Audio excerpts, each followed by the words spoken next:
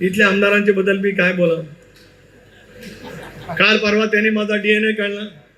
त्यांना माझा सवाल आहे, DNA लॉंग फॉर्म सांगा. DNA लॉंग फॉर्म पाहिला.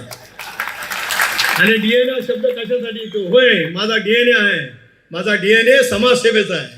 माझा DNA धर्मनिरपेक्ष विचाराचा आहे. माझा DNA सर्वसामान्य माणसाची हिताची जपणूक करण्याचा आहे.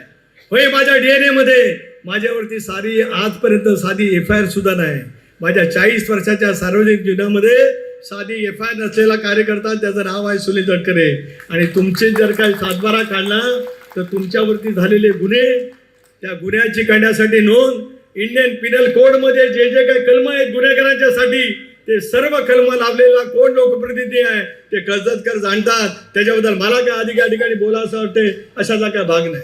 राजकारणामध्ये टीका टिप्पणी तुम्ही जरूर करा, पण ती टीका टिप्पणी करत असताना त्याला एक विचारसरणीचा आधार त्या ठिकाणी असावा लागतो. 99 सालामध्ये नितीनजी तुम्ही या ठिकाणी उपस्थित आहात. राज्यामध्ये महाविकास आघाडीचं सरकार आलं. आदित्यला पालकमंत्री पदाची जबाबदारी त्या ठिकाणी दिली. आज माझ्या 50% उमाताई, रंजनाताई तुम्ही या ठिकाणी आहेत, पुष्पाताई आपणही आहात.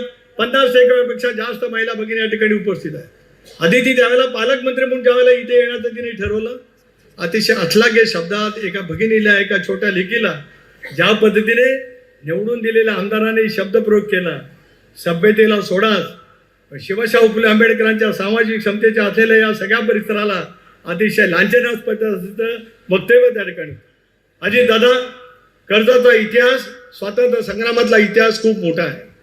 भाई कोतवाल, हुतात्मा भाई कोतवाल, हुतात्मा हिराजी पाटील यांनी त्या कालावधीमध्ये ब्रिटिशांच्या विरुद्ध जे बंड केलं, स्वतःच्या प्राणाची समर्पित पद्धतीची त्यावेळेला आहुती दिली.